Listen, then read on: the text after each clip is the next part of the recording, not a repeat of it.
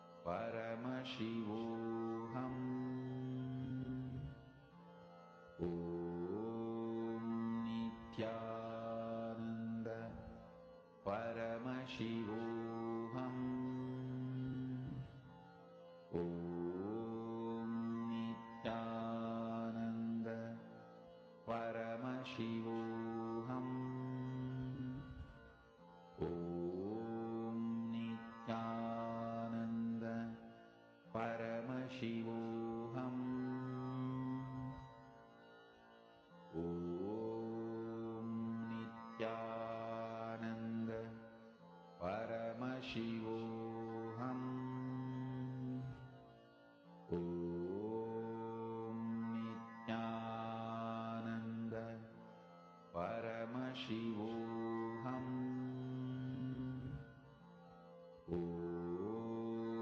Nithyananda Paramashivoham.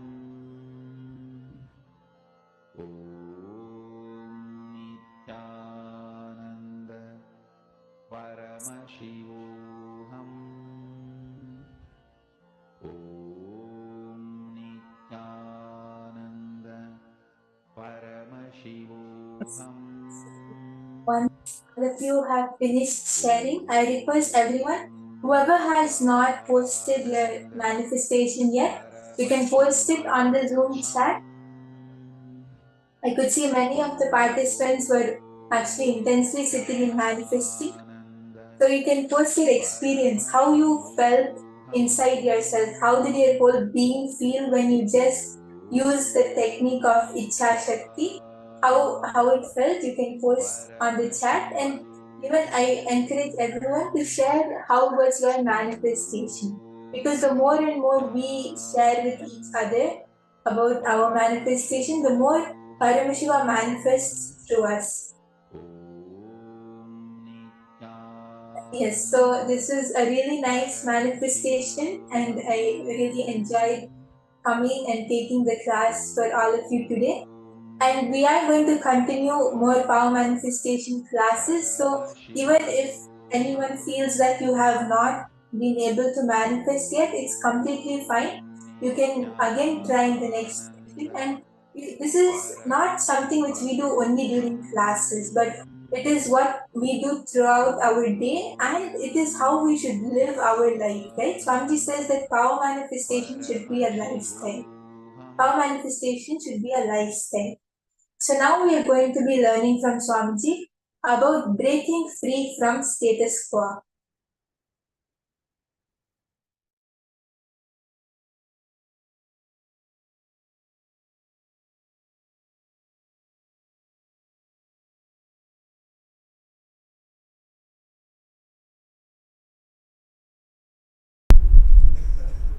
The whole modern day education system is just to keep you in continuous confusion in the name of imaginary fear-based plans.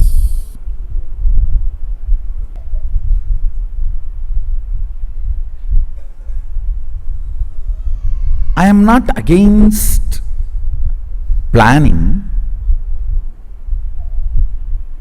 I am against enjoying your confusion, laziness, stupidity in the name of planning.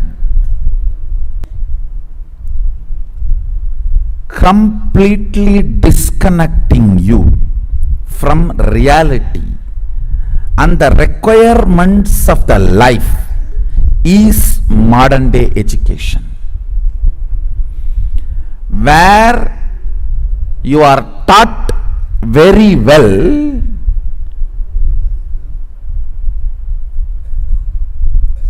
to do the psychodrama. Hey, I may not contribute, but if I am not there, I will collapse.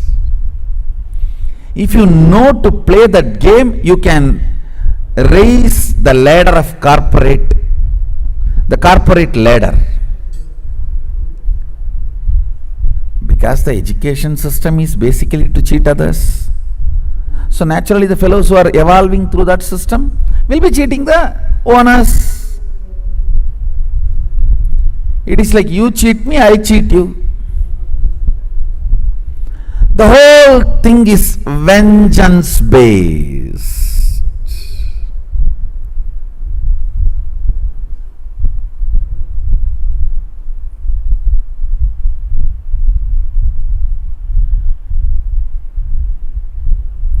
No doubt,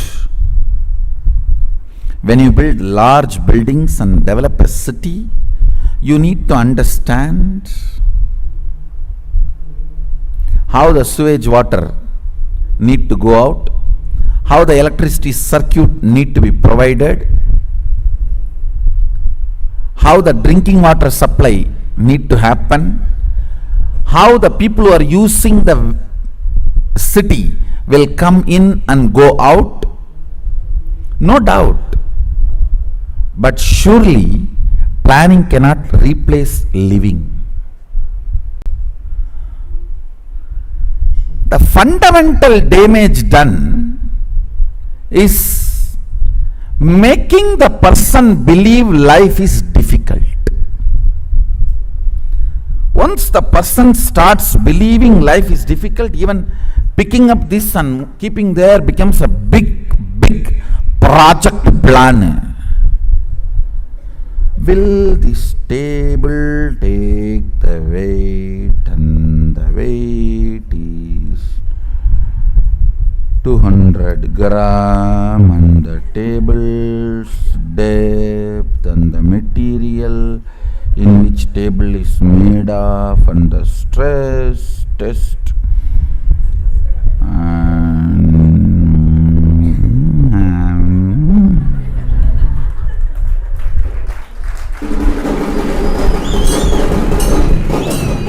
by then the logic to come to a decision conclusion is forgotten. Now with what question you started thinking, what for you started your analysis is forgotten.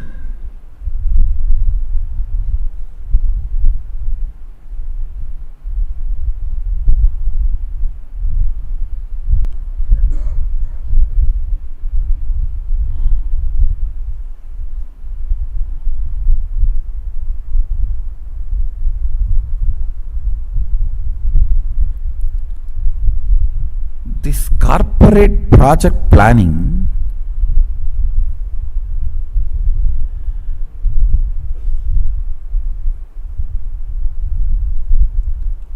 established in the fundamental false understanding life is difficult.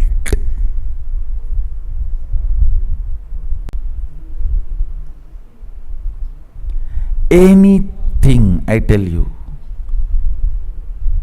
if you know to pick up the simple thought current, you can just go on breaking this stagnant attitude and the status quo, and go on be breaking. And I have seen people are afraid of breaking many things. Oh, then we will be just progressing. That is what? What else is life then? And not just expanding this city, expanding this universe is our life. I am looking at billions expanding their consciousness and having access to all the multi-dimensions of the universe in every step of the life. In every move of the life, expanding is education, not entertaining confusion to justify your existence, not only feeling stuck, making that as a legitimate system is modern education. If somebody can verbalize beautifully and make a PowerPoint presentation about getting stuck, It is called corporate strategy planning meeting. End of the day, a few cup of coffee and burger, pizza, Coke bottles have disappeared. That's all, nothing else. Move, move, move. Break the status quo. That is life. If you are studying about status quo, that is education. Nobody wants a report about status quo. Everyone wants only to break the status quo. Break the status quo. I am not interested in a report about the status quo.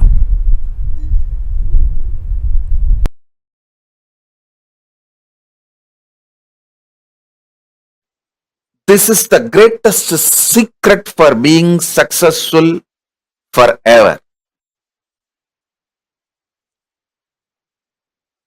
Actually, I am going to make only 3 statements. Listen. Consciousness resides in you in the shape of intense light, in the shape of your thumb.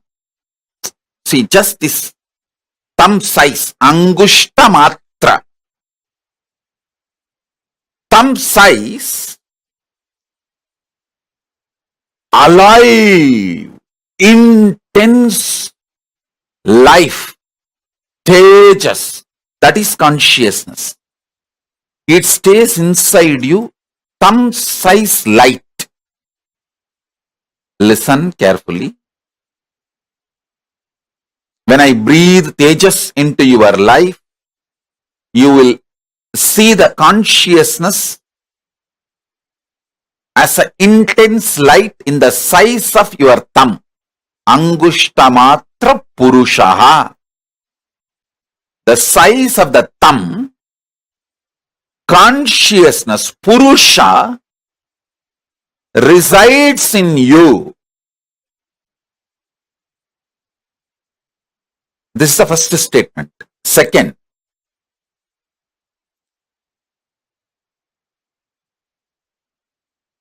that Purusha is connected to all the minor chakras of your body.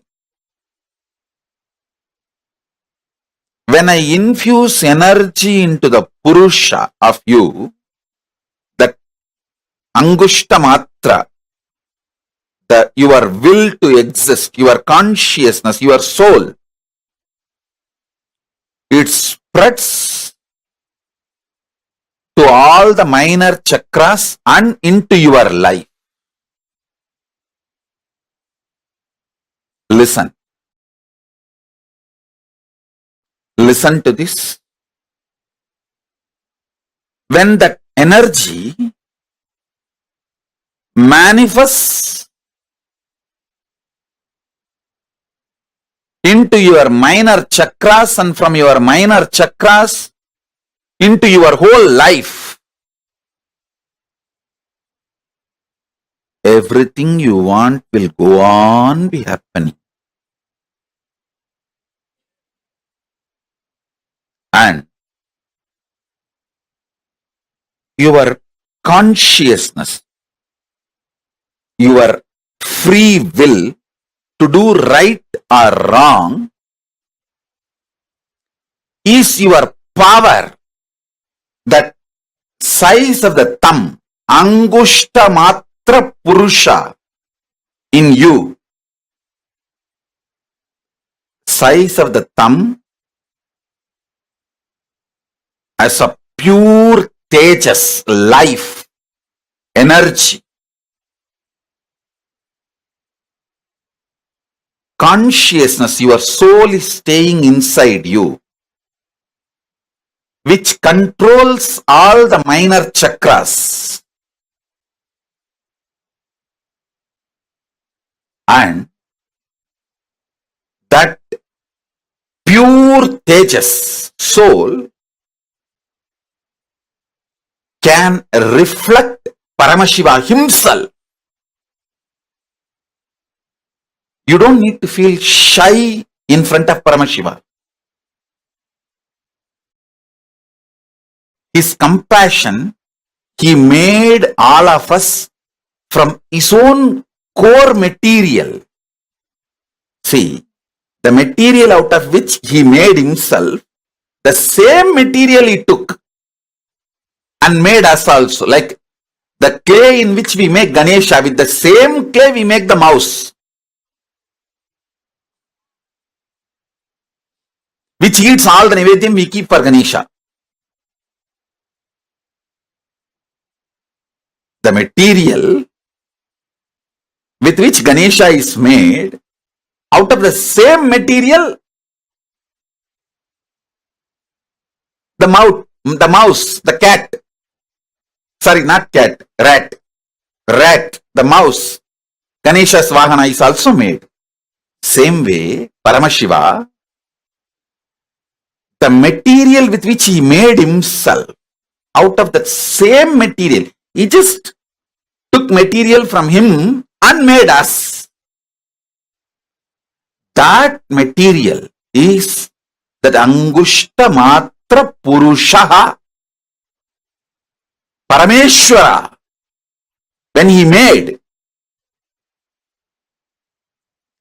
Paramashiva, when he made himself, he took that same material and made all of us. That material is Angushta Matra Purushaha, freedom to do right or wrong, free will to do right or wrong.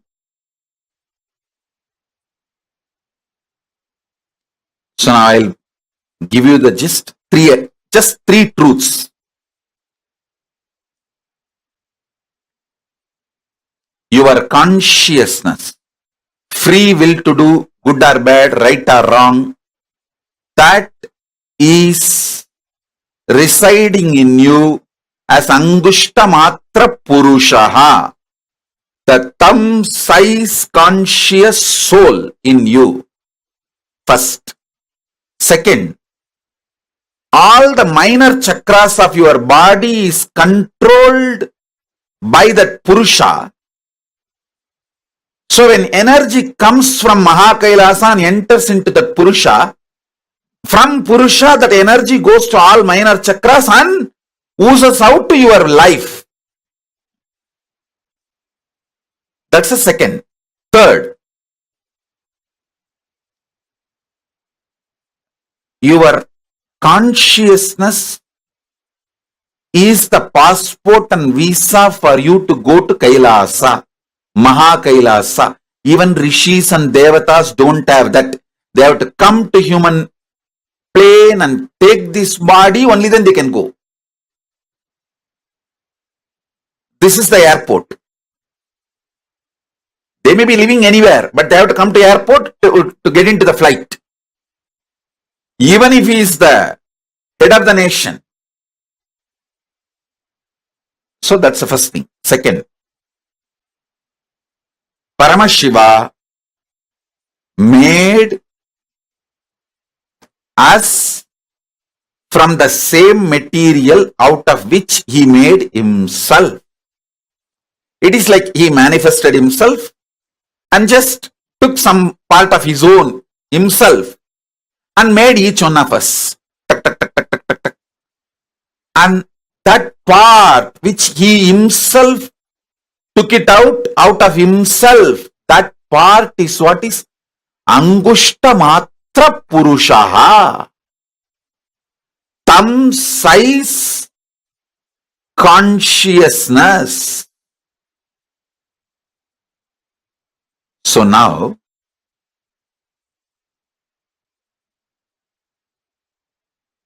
I will import more tejas, energy, consciousness from Mahakailasa and infuse into all your Angushta Matra Purushaha. So, it radiates into your minor chakras and from minor chakras oozes out into your life. Swamiji, where in the body Angushta Matra Purusha resides, that actually differs from person to person. There is no such thing. See, generally, it resides in Anandagandha, just below the heart, above the navel. Just below the heart, below the Anagata chakra, above the navel chakra, this region. Generally, but it is not mandatory. You have to experience Angushta Matra Purusha only there. Sometimes you will experience even on the third eye, the Angushta Matra Purusha. Sometimes very highly evolved beings experience even on the Dwadashanta, means 12-inch above the Sahasrara. Dwadashanta.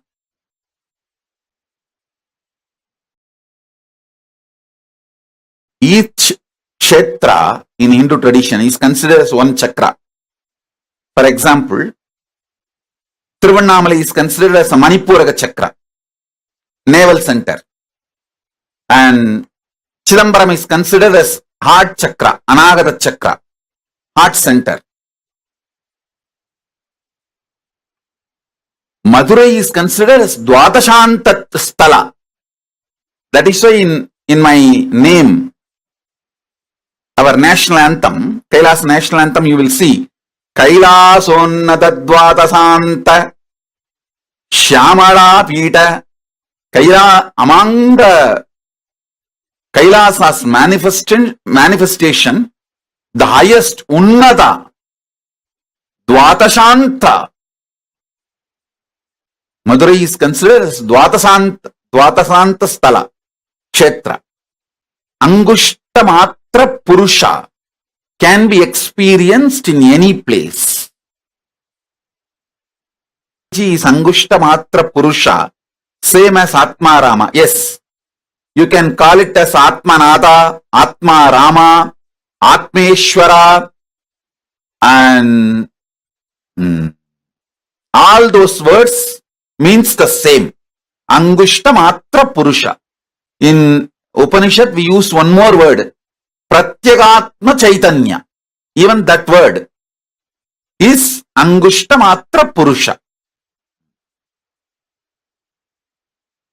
Atma Rama can be used to say Angushta Matra Purusha.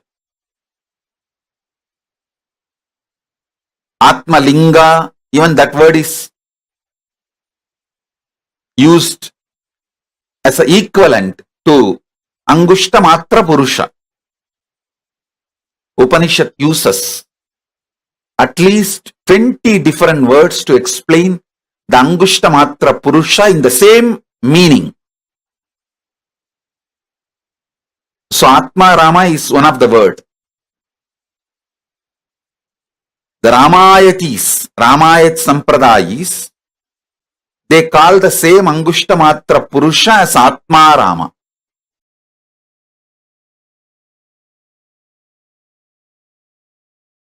Listen carefully.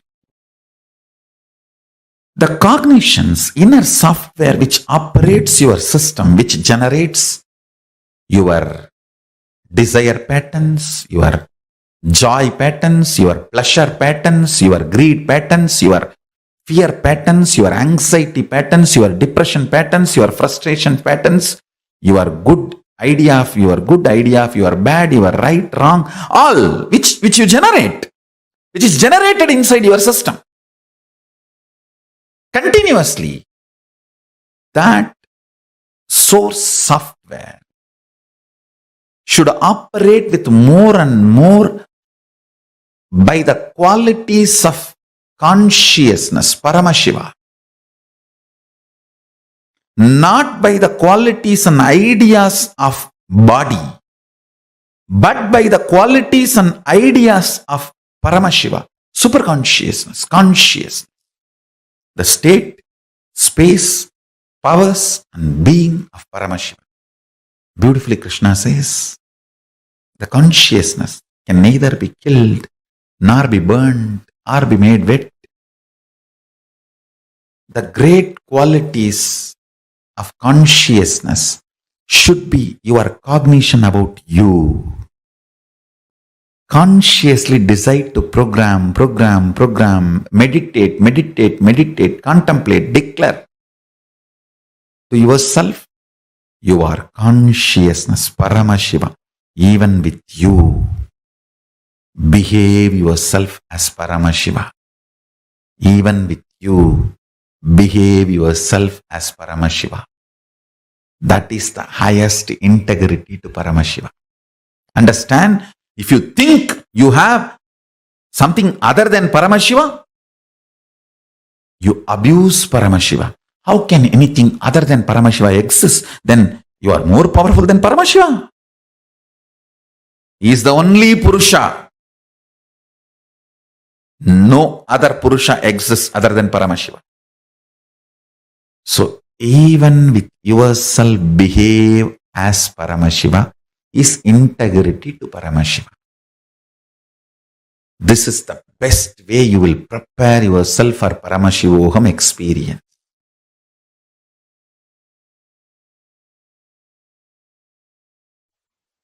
Reality. Listen. Reality is what I'm going to work now in this superconscious mutation process. Listen. You are alive. You are alive. That's the only reality. You have some amount of money. You have certain property.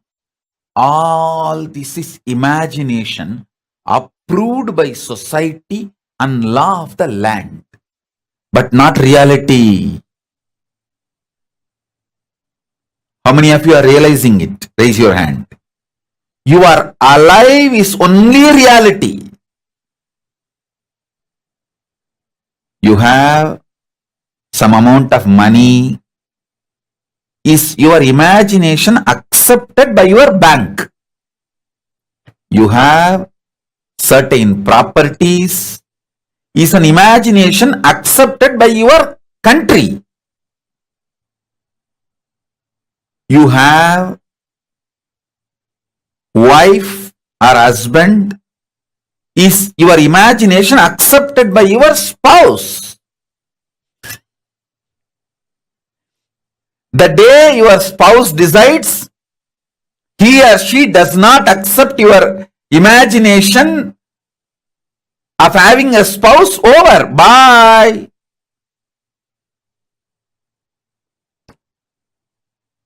You are alive is only reality.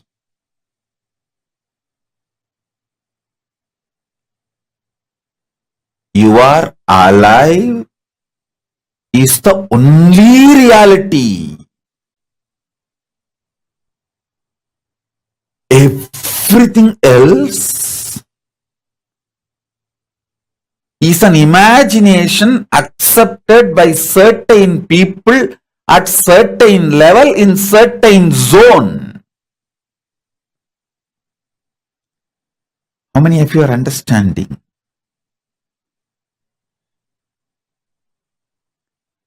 Other than you being alive, everything else is imagination. How many of you realizing this truth? Other than you are alive. That's the only reality. Listen, even if you think you have a 6 feet body, you have a beautiful body, or you have an ugly body, all this is also imagination inserted into you by certain people, accepted by certain people, and kept alive by certain people. Your shape, size can change anytime, and it is constantly changing. Sometimes more than 3 pounds a day you change. Up, down, 3 pounds a day, you change. Listen. More the reality is infused by Paramashiva, his superconsciousness, more powers you manifest. Delusions disappear. Life becomes powerful, real, energetic.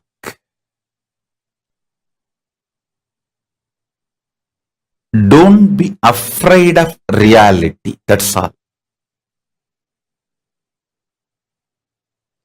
Don't forcibly cling to delusion. Don't forcibly cling to delusion. If your life becomes more and more energetic, powerful, delusions lose power over you in multi-level. Evolve in reality. Let every day of your life raise you more and more into reality. Ravana is not wrong when he shows his power. He was wrong when he was trying to possess Kailasa, control Kailasa. If Ravana has not played with Paramashiva, he would not have been destroyed.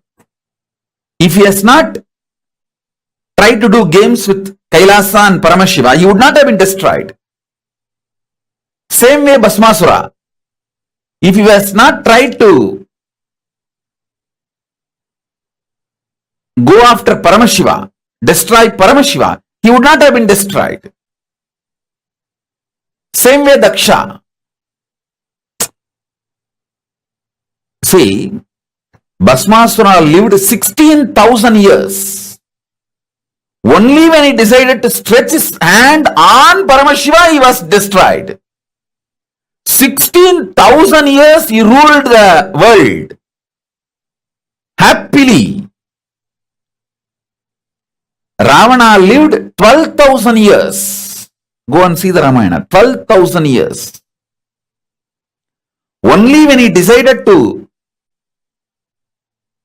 disturb Kailasa, Nandi gave the curse. It is Nandi's curse. Vanarasena came and destroyed Ravana. You don't need to drop your knowledge. Keep knowledge to play with the world. Keep integrity to play with Kailasa. Keep knowledge to play with the world. Be strategic. Same way Daksha. Daksha did thousands of yajnas. He lived quite a long time. He was a Prajapati, president of the humanity. I don't know how many of you understand the word Prajapati means. He was the head of the humanity, whole humanity.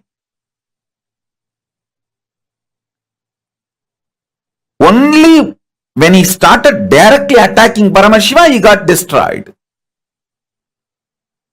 Having power, having knowledge, showing it in the world is not wrong. You get into mess only when you try to behave like Ravana, try to damage Kailasa or try to put your hand on Paramashiva, or like Daksha try to fight with Paramashiva, only then you get into trouble. Otherwise, you will never have trouble. Delusion with deluded people is not wrong. But when you try to show your delusion with reality, means Paramashiva or Kailasa, that is where you mess.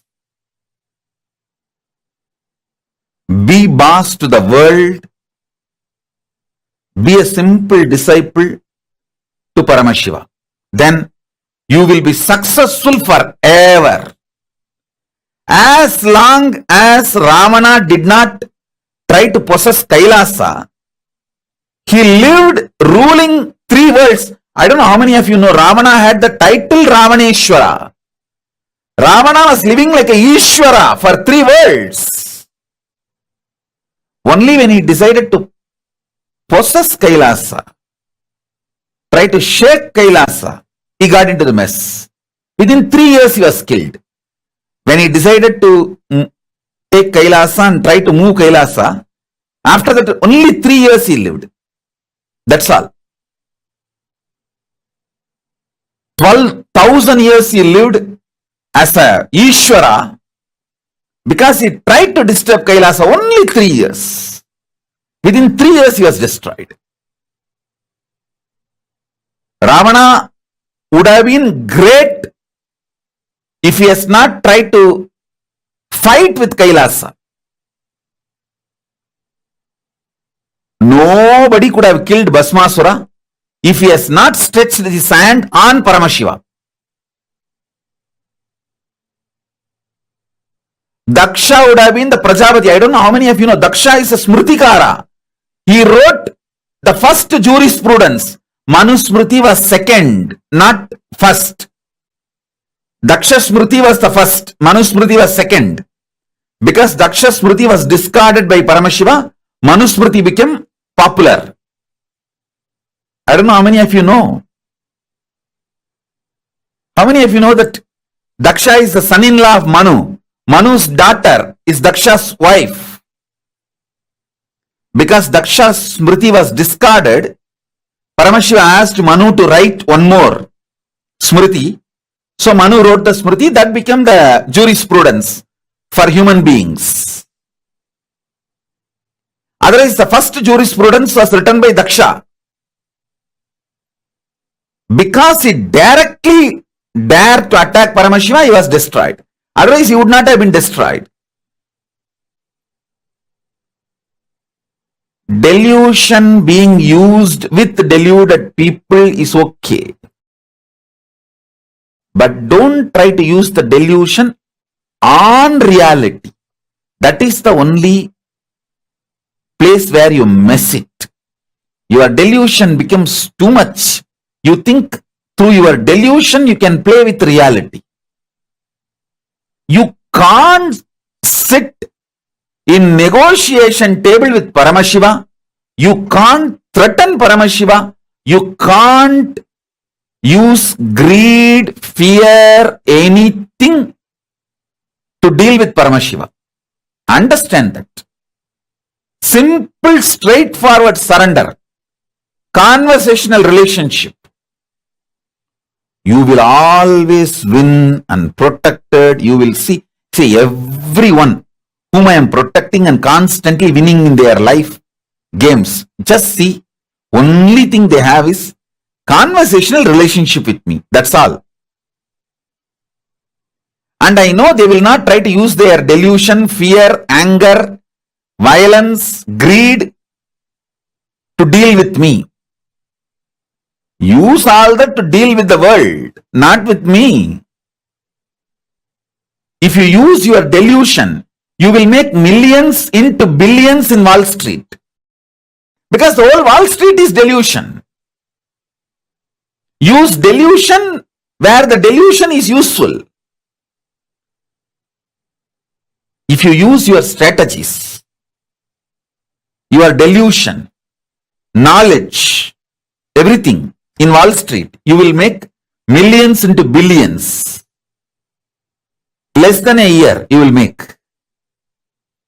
But if you use your delusions, your knowledge on Kailasa or on Paramashiva, you will lose everything.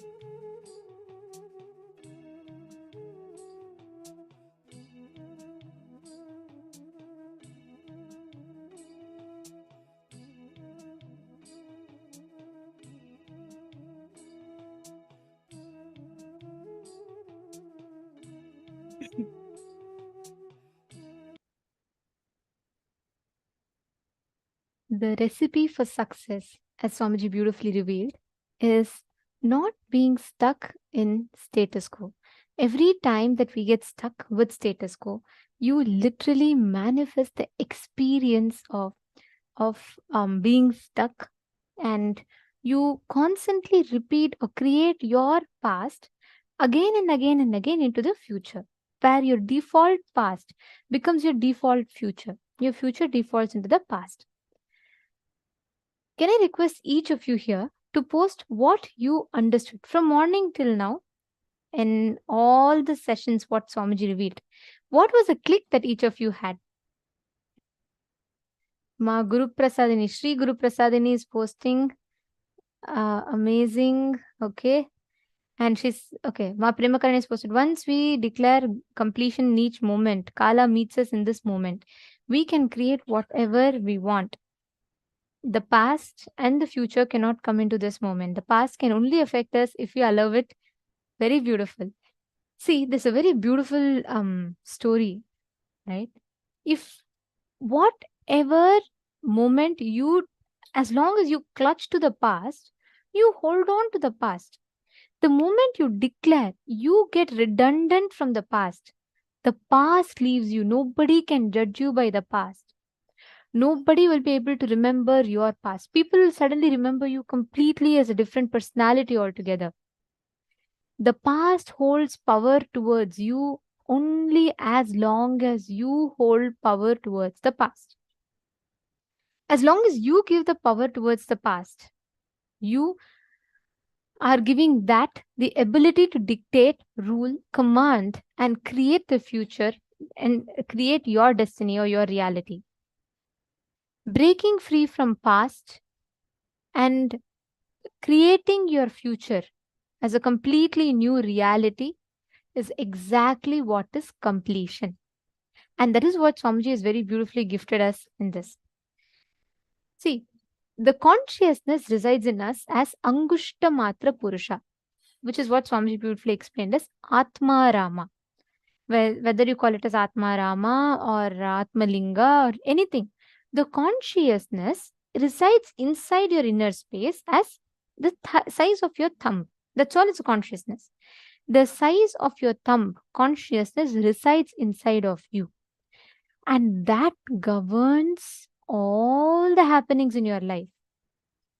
But unfortunately, instead of relating with that consciousness in us, what we start doing is we start giving power to our patterns. We start thinking, oh God, this pattern is so powerful. I can't do anything. This is how it is. I am too lazy and this is what is my life. And even I can't do anything about it. I've been trying to break this pattern. And you will keep putting yourself into that vicious cycle. How many of you are understanding this? How many of you are catching this? Robert Smith Aya, Nithyanandam, Akash Aya, and Julie Wong, Lev Aya, and Yanglin, Srinitya Paratatvananda Aya, Nithyanandam. You're doing the Chinese translation? Paratatva Aya? Okay, Keaton Gebyard, Nithyanandam. Nice to see you're listening. Zach Medaya. Great. See, if you just understand this one truth, right? If you just catch this one truth, the way you see life will completely change. You will not anymore have the same perspective of life that you might. Your perspective of life will change completely. There are multiple beautiful different ways in which you can change, but one of the most powerful way is this. The moment you declare what your past is does not matter. What your thought current is, what is your present, how you are consciously planting your future, that is what matters.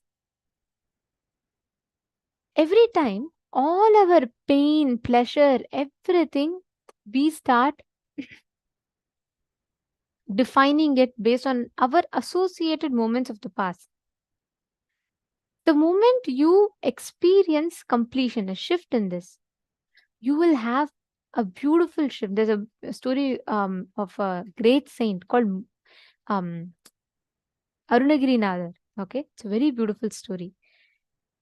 his story goes that from his young age, he has no inclination towards being practicing completion, devotion, nothing.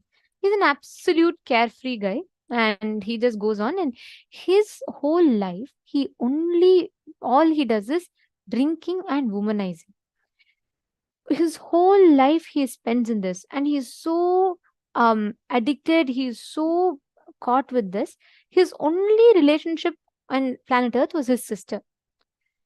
And the whole incident happened such that every time he had a wealthy sister, and he used to take, who used to work hard and she was earning money, he used to take the money from her and he used to go and womanize. It went to such an extent that he caught leprosy, and people started hating him. People started feeling disgusting to come next to him, and nobody wants to come with him. And he gets so this thing, so he's trying to go, and then he uses his sister's money, and the sister says, look, I have no more money to give you, and all my money is over. You have spent them all, and even if this is not able to fulfill you, his sister happens to be a great devotee of Paramashiva. So she tells that even if this cannot fulfill you, all my money is over. You can only take me. If you want, take me. That one statement shakes Arunagirinadar. It just completely shakes him. He's like, oh my God, what a life have I lived. I have come to an extent such that my own sister is talking to me like this. Have I become so this thing? It hits him so deeply. He realizes what disgusting life he has lived. So he decides, I am no more worth living for all that I have done. There is no prayaschitta, means I cannot do any atonement for whatever I have done. I have lived a very, very, very wrong life, and there is nothing more that can be done. And he's so this thing, and he decides he goes to the Tiruvannamalai temple, the very birth town where Swamiji was born. He goes to Tiruvannamalai, and he goes there. He prays to he just connects to Subramanya, and he tells, listen, I have done too many sins in my life. I am not worth living at all. Like, there is no way I can do any damage repair for what I have done. So the only thing I can do is I can just give up my life. So he says, oh Muruga, he just calls out Subramanya. He just says, Muruga, I am jumping, I'm giving up my life. Like that. He tells, and from the temple tower, he jumps. First he goes, he bangs his head on the wall and everything. He finishes, then he goes to the temple tower. He climbs up the wall, and then he's about to jump. And the moment he jumps, he closes his eyes and he jumps. Suddenly he feels like someone came and caught hold of him. He's shocked. He opens his eyes and he sees it is Subramanya who is standing there, Bhagavān himself. Throughout his whole life, not one day he's worshipped. Throughout his whole life, he's not done any one good deed which could give him even some punya to consider. But he's shocked to see that suddenly Subramanya is coming and saving him. And he says, he asks, oh Muruga, what have I done in my life that you are coming down to save me? What have I done? I have not done anything good in my life. Why are you coming down to save me? Subramanya very beautifully tells him, see, just like how when you go to a tree, like there are a lot of birds in a tree, even once you clap, one sound you make, all the birds in the tree will fly away, right? Same way, Subramanya tells, just once before you jumped, you called out my name. All the sins of your past flew away. Tell me, this moment, are you ready to live enlightenment? Are you ready to live this? That's all matters. Then Arunagirinadar completely surrenders. He tells, I have realized, and I don't want that life itself anymore, Subramanya. What you have done to me is he's so enamored by that love. He tells, let my whole life be dedicated to you. That one moment of his decision, almost 30 years of womanizing, drinking, and whatnot, you would now you would call that kind of a person as a criminal. What life he's lived. One moment, just once, he calls out the name of the divine with his, from his heartfelt realization. He realizes what he's done and he calls out to the divine. Subramanya himself manifests physically and holds him from dying. From that moment onwards, today, Hundreds of temples are dedicated to this enlightened being, Arunagirinathar. He has composed so many songs on Subramanya. He's performed so many miracles. Nobody remembers him from his past. The whole world tells his story to show how great he is. Nobody judges him. Nobody holds any grudges. Understand? That is the power of completion. This is exactly what is called rewriting your past. How would you describe a person normally? You would have called him, he's a worst sinner. He's done all these kind of sins and all that, and so many things will happen. There'll be so much of stigma associated around him, and they would be like, nobody will like to be associated with him. But today, see, to this great being, to this man who was once a womanizer, hundreds of temples are built and worshipped. Why? His past did not matter. From the moment he decided, he lived such a life he lived. His whole past was rewritten.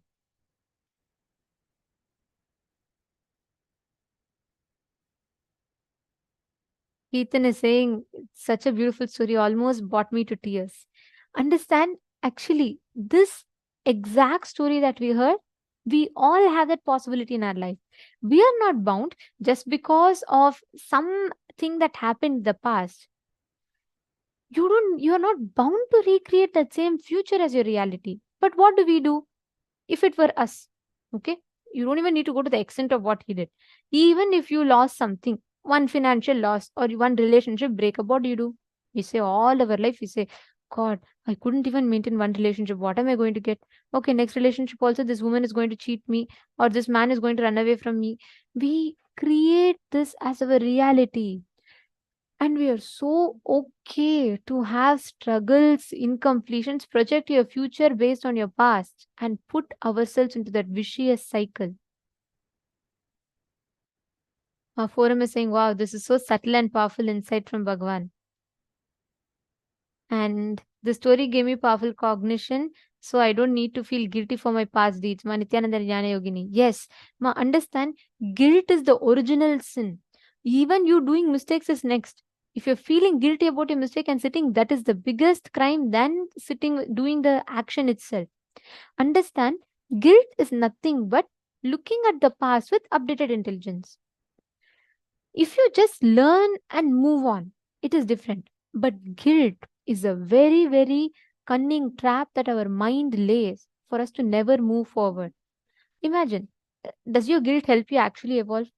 Okay, let's say, for example, you stole money. Okay, 10 rupees, 20 rupees you would have stolen from something. If you really feel guilty, which is when I say guilty, I mean if you realize what you did is wrong, if you identify what thought current made you pick that money, complete with it, and realign and decide you will not do it again. That helps you evolve. That is not wrong. But the mind lays a very cunning trap. It will say, oh God, look, I have stolen the 20 rupees. God, I know I will never be able to stop this. Actually, it's a very cunning way. Your mind strengthens your pattern to repeat the same thing over and over and over and over again. This story is a pure example of how the moment you decide, right now, your whole past can be burnt. Ma Priyatma Surupini. Even for you to manifest, you, like you're saying, right? You had told before in the previous Paramashivams that you want to be part of KAILASA. There's so many things. Understand, your husband is not responsible for the future you're manifesting. Your own decision is responsible for it. One side of you is so intense, so strongly connected to Swamiji and wants to be a part. But there is one more side of you which is afraid of taking responsibility. If you just break free from that, like how Arunagirinathar, how he manifested a life. Today, everyone sings his glory. Like, can you imagine? We are giving him as an example for so many people. Why? If it was normally another person, if not Subramanya had not saved him, people would have killed him with guilt. Guilt is the original sin that we all commit. It puts us in status quo and never lets you grow, nor lets you evolve, nor lets you drop, nor lets you move on. It doesn't allow you to do anything. That is the main problem with guilt. So never ever be stuck with guilt. If any of you have guilt, understand Your past does not matter. What matters is what is the exact reality you are creating in front of you. What is your decision now? How many of you are consciously deciding now to create the future out of completion? That is what matters. How many of you are consciously deciding?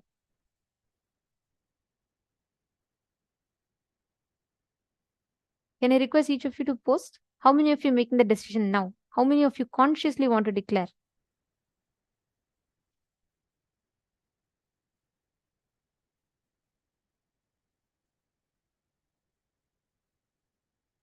Ma Vinuta Nagaraj is asking, what plans align with the universe? How will we know? Swamiji said it should be aligning with the universe. Understand, Ma?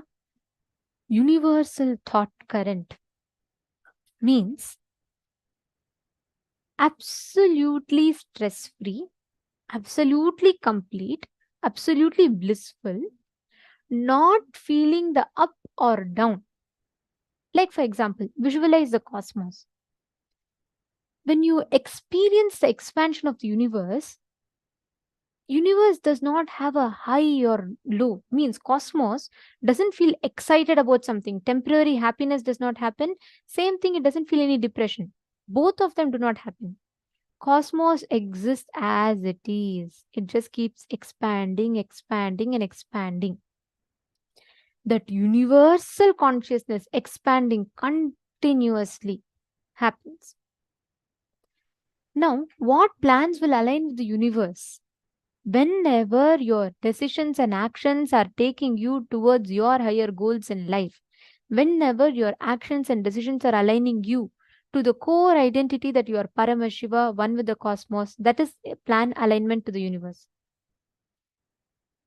You just need to understand this. Ma Vinuta, if your current decision, if you think your current decision is aligning you towards a brighter future, that means be clear, you are in the right track. When I say brighter future, what do I mean? If your current action is taking you one step closer towards you experiencing that you are Paramashiva, you are the divine. If it's coming from that powerfulness, you are in resonance with the whole universe. Getting it? Suma Vimala is asking a question.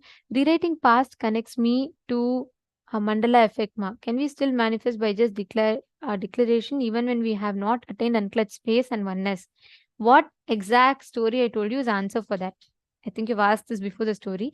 Ma Vimala, the whole story I told you is an answer for your question. Your past does not matter. Array, you could have been a worse criminal.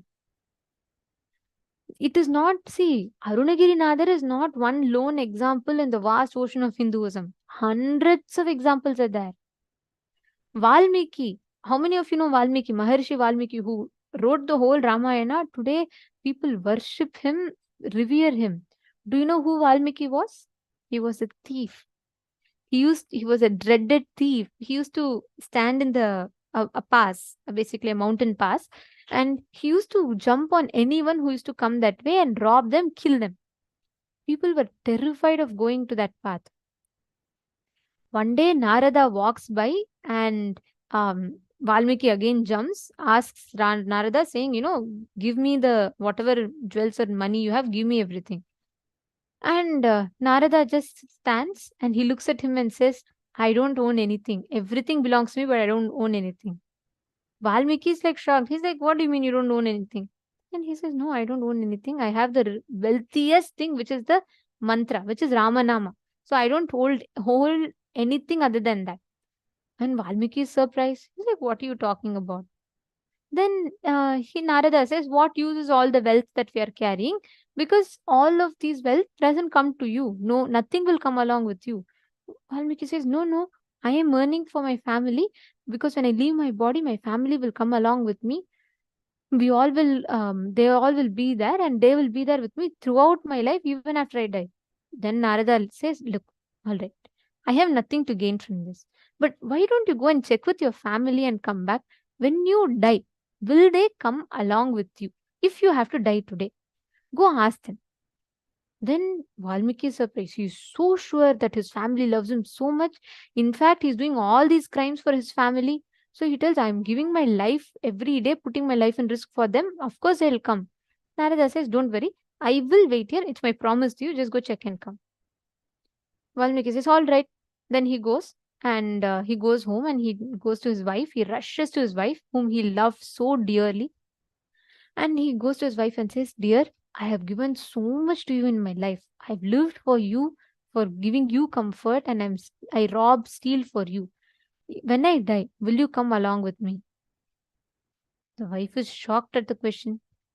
She says, dear, you have done so much for me. That is very true. I love you deeply. That is also true. But if you leave the body and along with you, if I also go, who will take care of the children? Valmiki is a little disheartened, but he feels still okay. What she's saying it does make sense. Okay, fine. So he thinks, let me go to my children and ask. He goes to his children. He tells my son, and he goes to both of his kids and he says, listen, if I have lived my life, it is because of the money that I earn, putting my life in risk. You are every day gaining along. The son and the children are little sing. They say, what are you asking, father? You have, of course, given so much for us. But when you die, if I also die, I have a big future to live. You've at least lived your life. Who will live I have not even completed my life. Why will I come with you? Valmiki is heartbroken. He's like, what? My own kids, whom I give my life for, they didn't come. Next, he goes to his parents. They are at least old. They have completed their life fully. So he goes to his parents and says, parents, ma and father, if I leave my body, will you both come along? Both the parents look at him and say, no, why will we come along now? Anyways, we are going to die soon. At least let us enjoy the few days we have. Let us enjoy peacefully. Don't ask us this question. Valmiki is in tears. He is broken and shattered. He realized his whole life was a lie. He has been killing, he's been murdering people, he's been robbing, looting wealth, he's been doing so much for his family, and he thinks they're not going to come with him along when they leave the body. He's dejected. He goes back to Narada. Narada says, look, your past does not matter. Nothing is going to come with you other than the inner consciousness that you carry.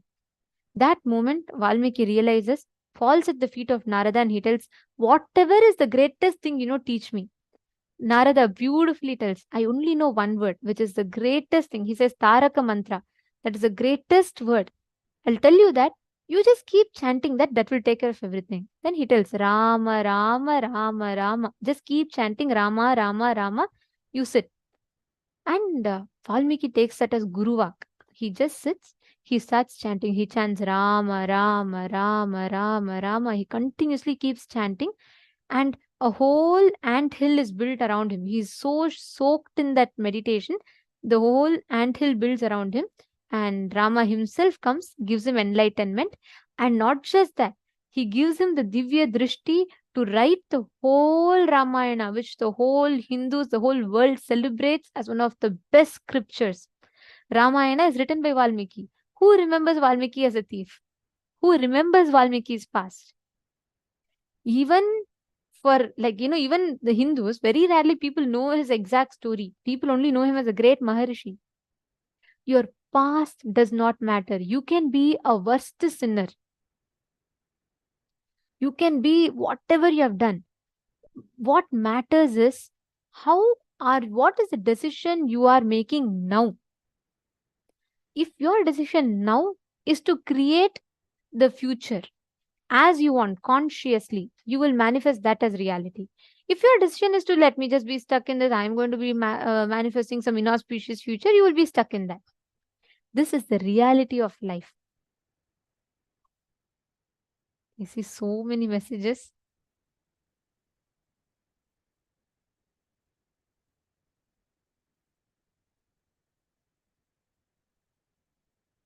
I think there are multiple messages. If any of your questions I missed, you all can top up the question.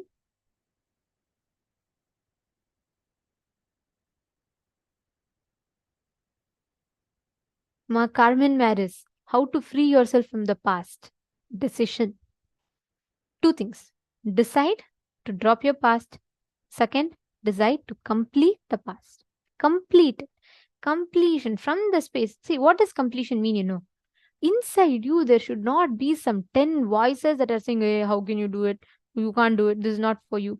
That whole rut should not happen in your inner space. That is completion. If you are making any decision which is completely conflict free, then be clear you're rid of your past.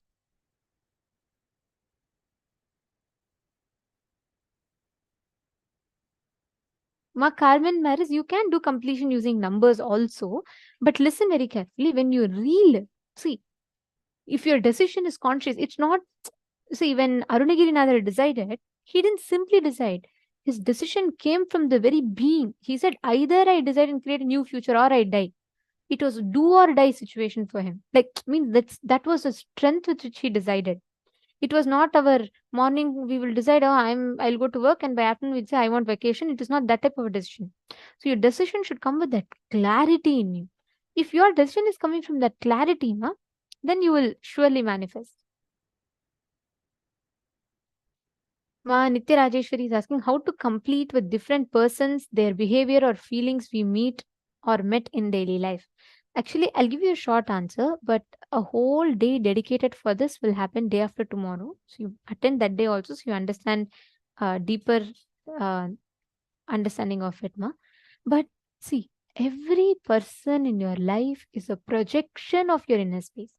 It is because you project them that way they manifest like that in your life. How you project them, how you create your reality, that's how people manifest. So if you change the way, like for example, let's say I'm going in front of the mirror, and if I go in front of the mirror and if I show the bangle, I am going to see bangle only in the mirror, right? If I show the bangle in front of the camera, I'm only going to see a bangle. I can't expect camera to show me a diamond ring, correct? I can't expect mirror to show me a diamond ring. If you carry wound, pain inside you, when you go to life, you carry that same wound or pain in the life also. Life will project that exact same thing. Understanding? So, whatever situation, whatever might be the thing, what you are carrying in your inner space is exactly what life projects back to you. I am not saying you are the reason why people are the way people are to you. No, I'm not saying that. But you are responsible for why people are the way people are to you. See, just like how you have certain patterns, people also have their patterns, they react out of it. But why do they react that way in your life? Because you are responsible for that. Because you are manifesting that as reality. Rajesh is asking, should we do the daily completion each day? Yes. Night, every day before falling asleep, do 45 minutes of completion. It is a most powerful way. When you fall asleep, you will have such a powerful experience that your whole being will have a breakthrough.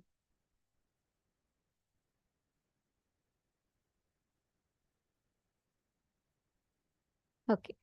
So hope all of your questions are answered. Any other questions?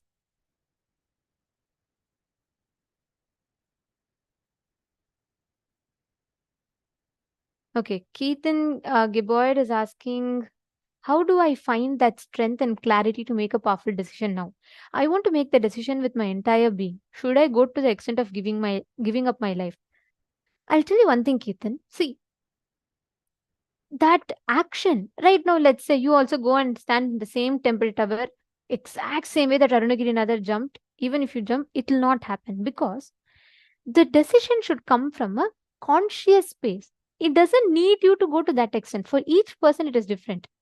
How it should come is from your consciousness, which means if there are no conflicts inside you when you make the decision, somewhere in you it should not tell, are you sure it will happen?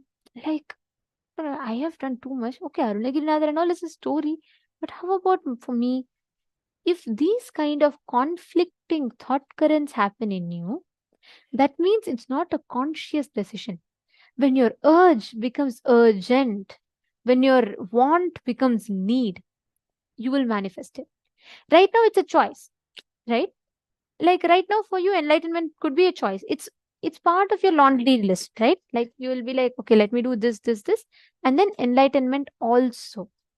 Instead of that, you should decide, I want enlightenment now. If that decision is so strong in you, you will manifest it immediately. That decision coming is what is the whole play for. Whoever decides that conscious decision, if you see the life of Buddha, right? Buddha goes to such deep depression. See, when I say depression, of course, the depression of human beings is different. The depression of enlightened masters are different.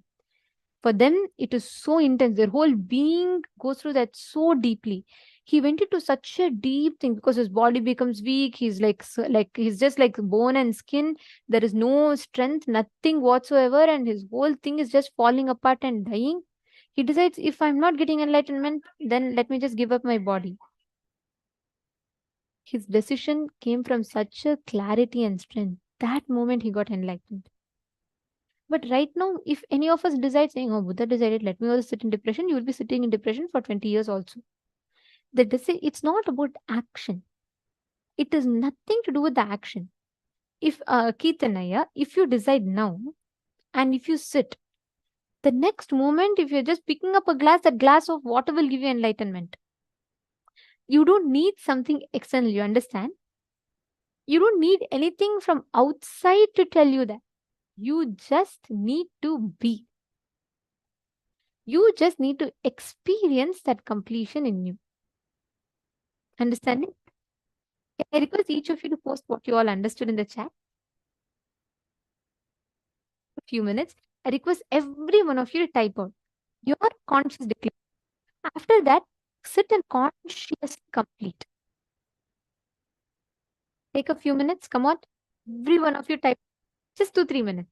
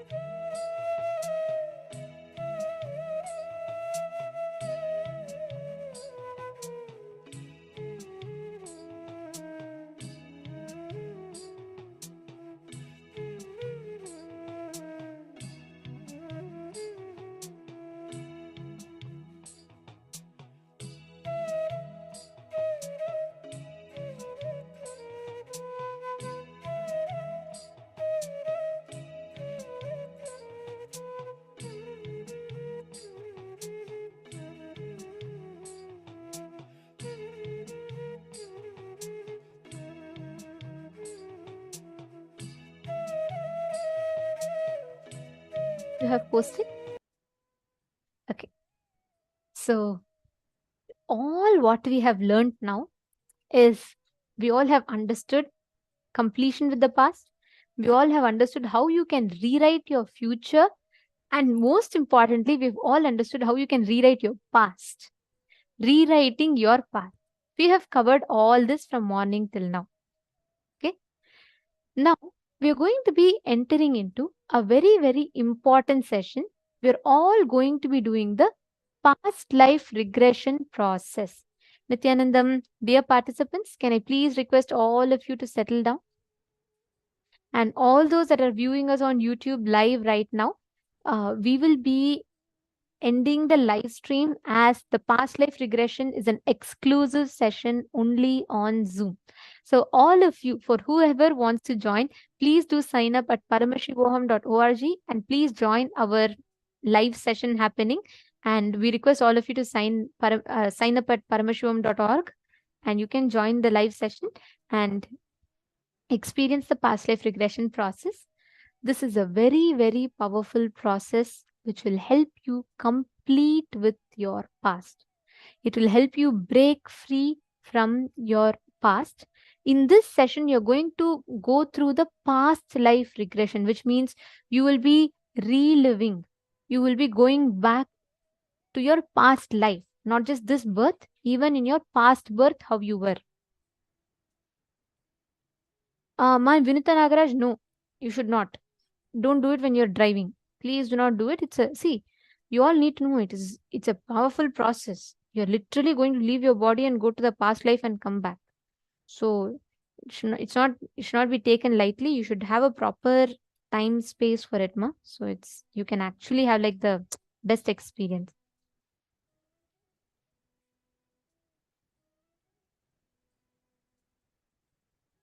Can I request everyone to please settle down? Nithyanandam, can I request all of you to come on camera? This is too important process. So do not miss, do not be off camera. I request everyone to be on camera for this process.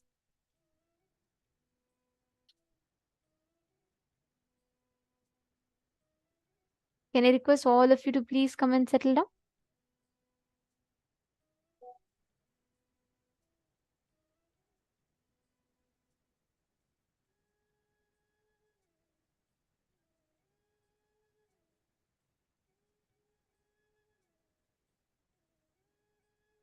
Can I request everyone to please settle down? I'm waiting. I'm going to give you all time to settle down. If any of you want to run to restroom, quickly go and come back.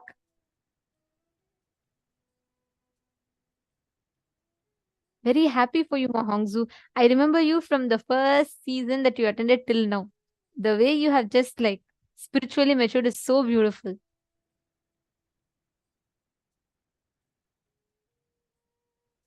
Thank you, Ma'am Mary Claire. Very nice. Okay. Can I request every one of you to please settle down? This is a very, very important session. In this session, all of you are going to be reliving, going back to your past, having the experience of your past.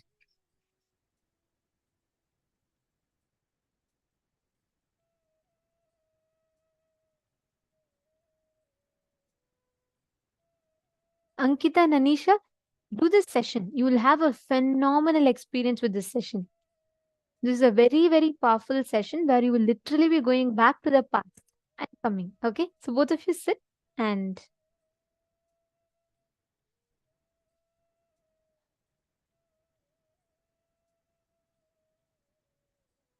can I request everyone to please come on camera, please? I'm going to give you all a few minutes. Can I please request each of you to come on camera? All the participants in the mail room. Sunil Yadavaya and everyone, can I please request all of you to come on camera?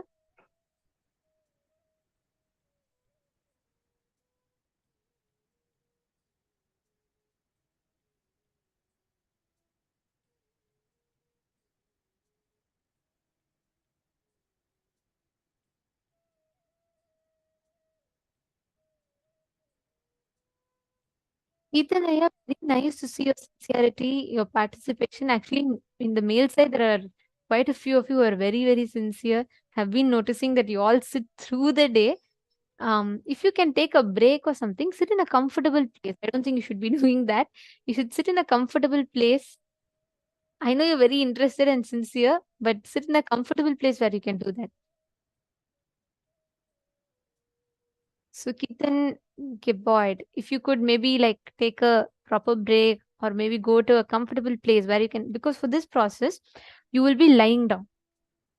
For this particular process, all of you will be lying down. So I request every one of you to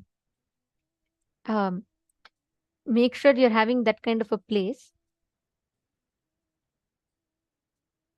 Kirtanaya, I just want to make sure you don't miss out this experience. So I suggest that you maybe could, if you could go to a different place, you'll have a better experience of the process.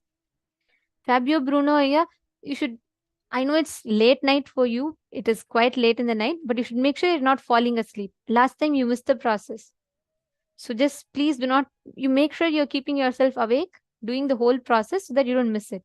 Maybe you should see if bed is too comfortable for you and you'll fall asleep, sit in a place where you don't fall asleep, okay?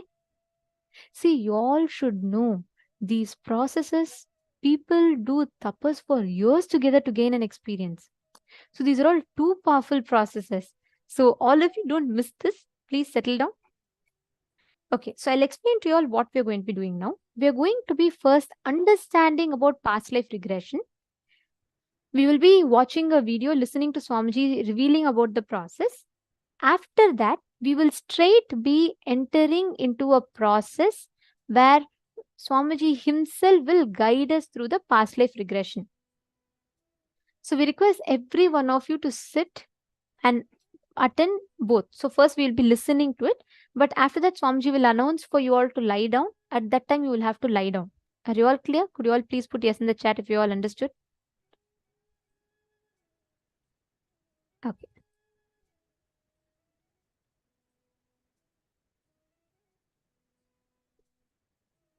Yes, I see all of you are ready in male side. Come on, female bodies. All the participants, the female participants, can I request all of you also to please settle down?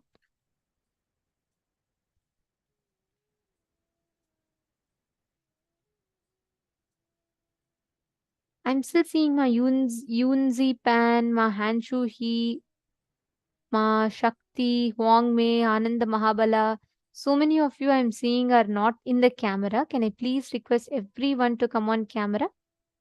Do not miss this session. And do not turn off the camera. You can do not lie down now. I see some of you are already comfortably set up with a pillow and blanket. You should not lie down with a pillow and blanket. Please keep it. Then Swamiji announces you can lie down. And at that time, just lie down on a pillow. Just make sure you're not falling asleep. It's important. See, we understand many of you try hard. You're all sitting for 16 hours a day, which is not a joke. And you're all committed. You sit through your night, through your work hours. Kirtanaya is sitting even in between his office. It's wonderful to see that. And we really appreciate your sincerity and thank you all for that. But make sure you're all, since you've already committed your time here, just don't let your sleep come and take over and ruin that experience. Sit here, make sure you're not falling asleep, drink water or something, and make sure that you're not putting your blanket on. Sleep in a soft bedding because you'll literally be going to your mother's womb and from there you'll be going to the past. So just make sure you're comfortable. Do not fall asleep. Make sure it'll at least take about 1.5 hours from now. For the next 1.5 hours, no falling asleep.